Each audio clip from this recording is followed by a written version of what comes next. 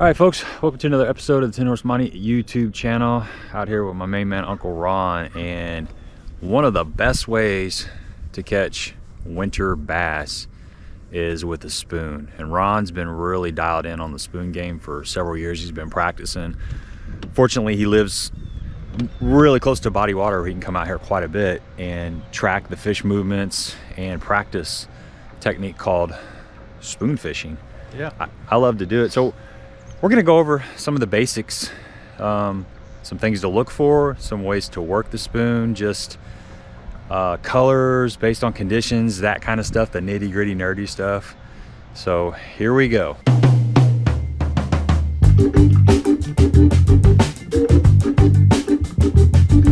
You know, you've been doing this for a while. It's just, what are you looking for? Like, first of all, if you're out there looking for a place to start fishing a spoon, what's ground A? I mean, where do we need to go when we're doing that stuff? wintertime spoon fishing for me. I'm usually out in the main lake.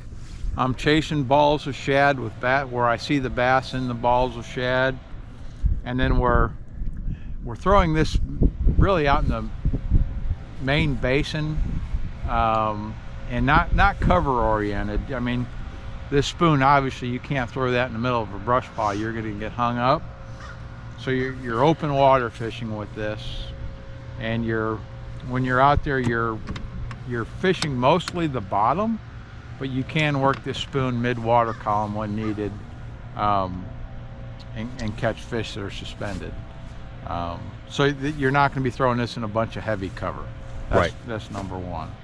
We kind of pulled in a little cove just for the audio, but I would like to say too on the spoon thing, it wasn't that long ago I was terrible at the spoon thing, and I knew that it's something I had to get better at. And so every year I try to pick something out to get better at, and several years ago I just decided I'm going to figure this spoon thing out. And I live by a lake that allows me to do that, and since I've done that, it's now one of my favorite ways to fish. I look forward to this time of year every year because of spoon fishing. It's a lot of fun. Catch a lot of fish, and you get to set the hook, which I like. So talk a little bit about the equipment. Yeah. Somebody's wanting to get into spoon fishing. What is, like a general rule of thumb for what they need to have as far as equipment? That's a great thing. That's a great thing about the spoon. You don't need anything super specialized. I like about a 7.3 to 7.5 rod, and I want kind of a soft, medium, heavy rod. I need some tip to make the cast, and line size I'm using basically 15-pound fluorocarbon. So really a very basic setup. You don't want a rod that's too stiff. That'll won't help you cast, and it'll also, when you set the hook, you need a little bit of give, because you've got a treble hook, not like a worm hook or something like that. So, and then a reel, just a basic 6-to-1 or 7-to-1 reel is fine. I would not use a 5-to-1, and I would not use an 8-to-1, somewhere just kind of in the middle. And then after that, it's really simple. And after that, it's really about how you present the bait to the fish. So are there some keys to like the actual bait itself? Are there some things that you can do to, I guess what I'm getting at is, you talked about the rod having a soft tip. Obviously that's going to help keep the fish pinned, because the spoon and treble hook baits in general are kind of notorious for the fish jumping and getting off. Is there a couple maybe tips that you could tell people that if they're having problems keeping fish pinned up that they could do to their baits? Yeah. With the spoon, obviously we're imitating shad in the winter. So adjust the size of your spoon to the size of the shad in your lake. Like on Kentucky Lake, where they're chasing big gizzard shad, you might want one of those big 8-inch spoons. Here our shad are smaller. This is a 4-inch spoon basically. Actually, I think it's like 3 3/4. So I'm using just I call it a standard size spoon. And then I double split ring the hook. That helps take some of the leverage away from the fish as far as them jumping off. And then for line twist, I have a little swivel on the front. Very, very basic. You can see this thing's been chewed up a little bit. And it's one of the most basic lures that we have, and they still work. They've been around forever. Yeah, it just goes to show you that some of that standard stuff, it still works as good as it ever has. There's the fishing market just is a barrage of new marketing stuff and new lures, but some of these standard baits still work. Didn't take long.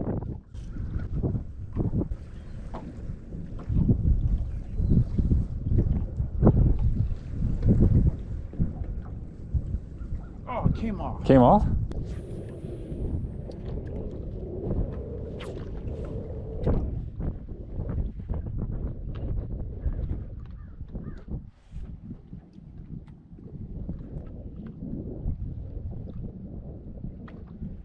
Do you get very many like on the cast, like on the initial fall? Sometimes. Sometimes. Especially if I engage the reel and slow the spoon down. Okay.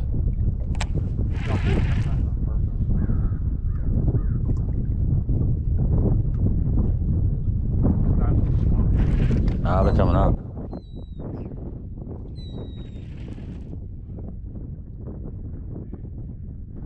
lot of fish out here in this little basin.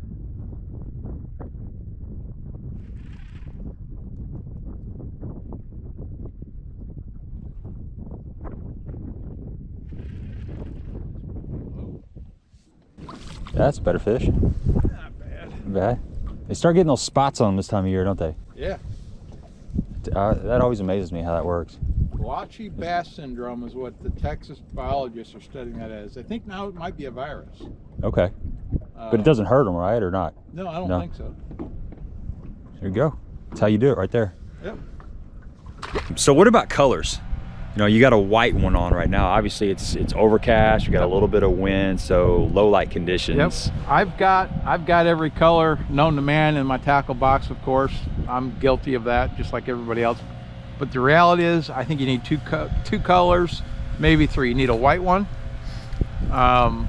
which tends to work on cloudy days, but I've always got a white one tied on.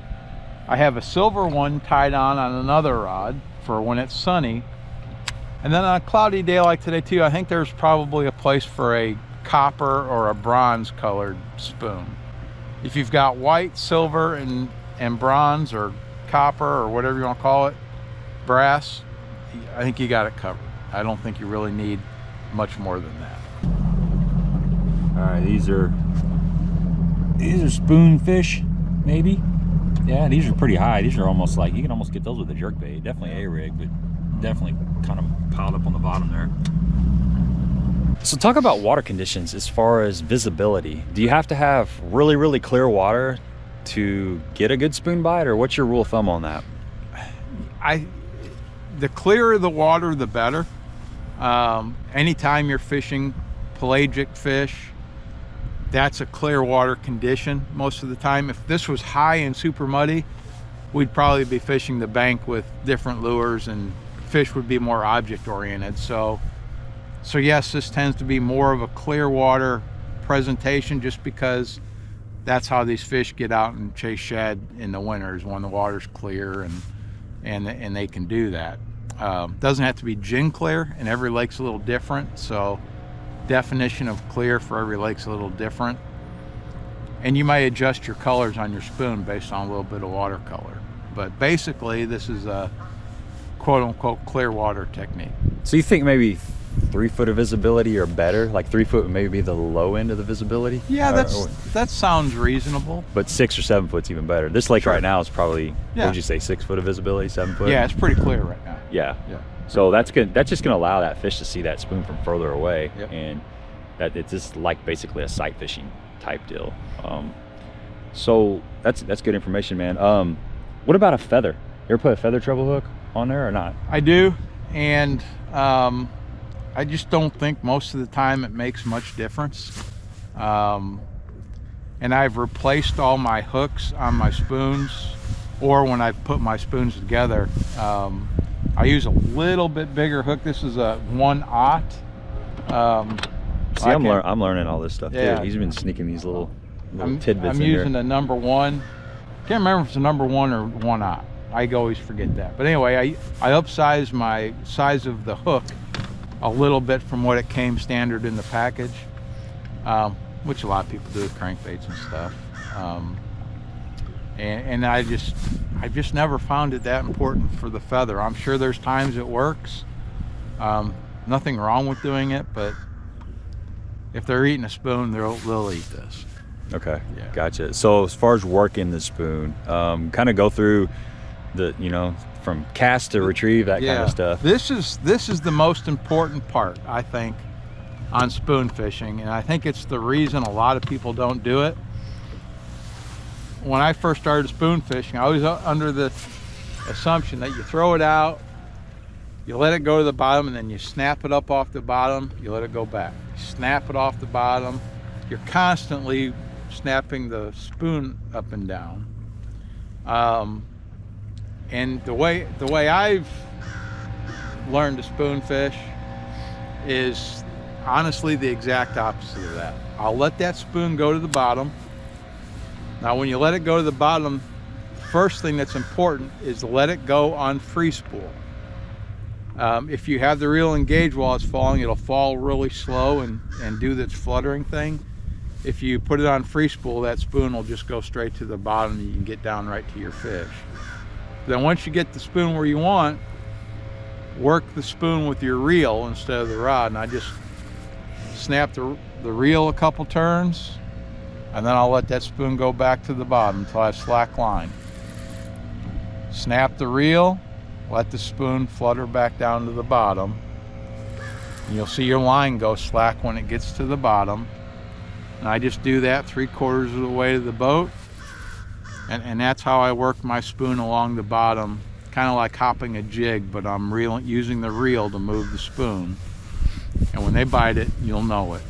What's the bite like usually? I mean, I know it can be different kinds of bites, but yeah, most of the time, I mean, this is a pretty solid bait, obviously. So when they hit it, it transfers the feel pretty good. You'll feel a thump, kind of like a jig bite, and you're not going to have any problem feeling the fish hit, as long as you're keeping your line relatively tight.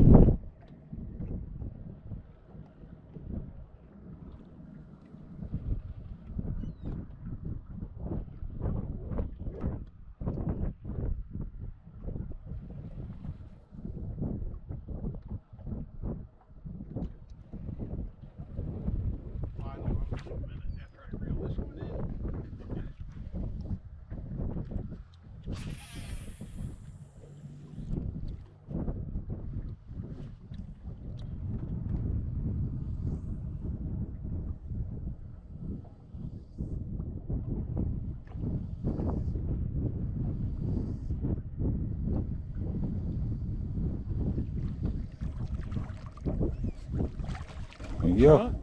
Nice fish. A giant.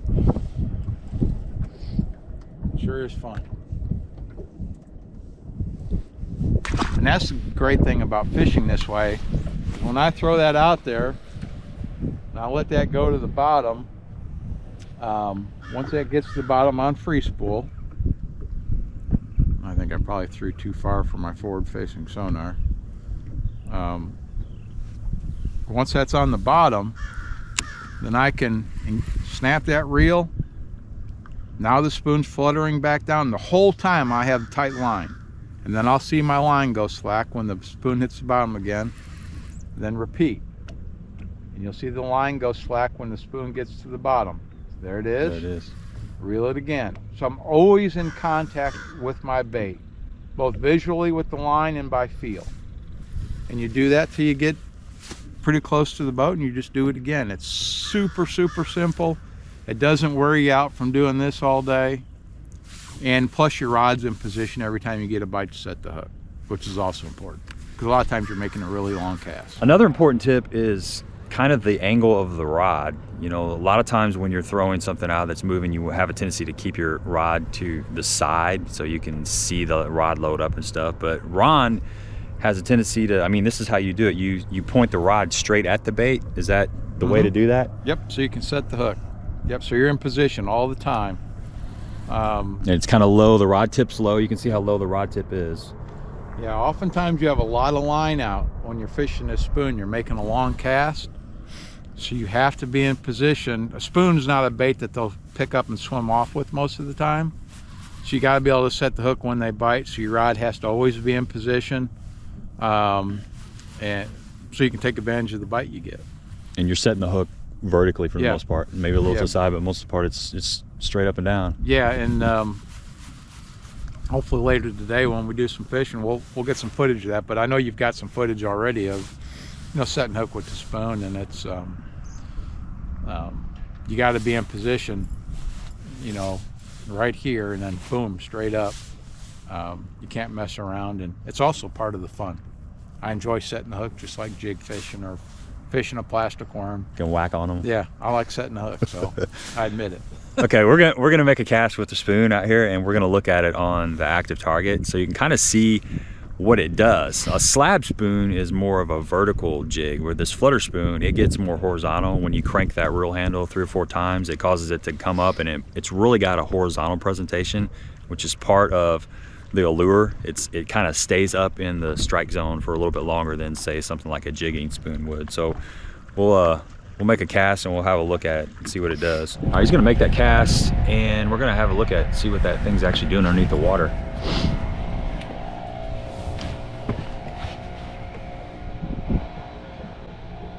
There it goes. There's your spoon falling to the bottom. It's got a pretty good return. That's on free spool. If I had it engaged, it would take a lot longer.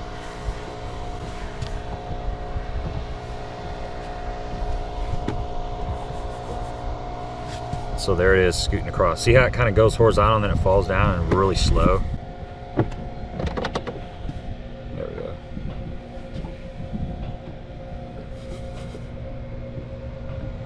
You see how it falls pretty slow on that.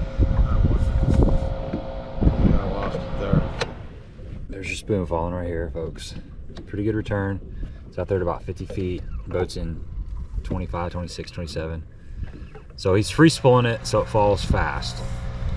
Gets down there to the bottom. We're not really fishing, we're just kind of demonstrating what it does. So there's your spoon coming up off the bottom right here. Put them up too.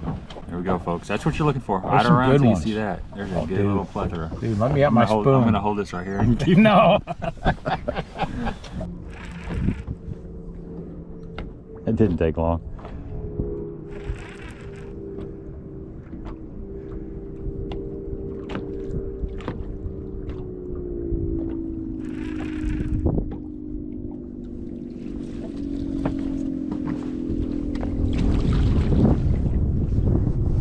Boy, barely got it, didn't he? Yeah, he didn't get it very good. The hair of his chinny chin chin.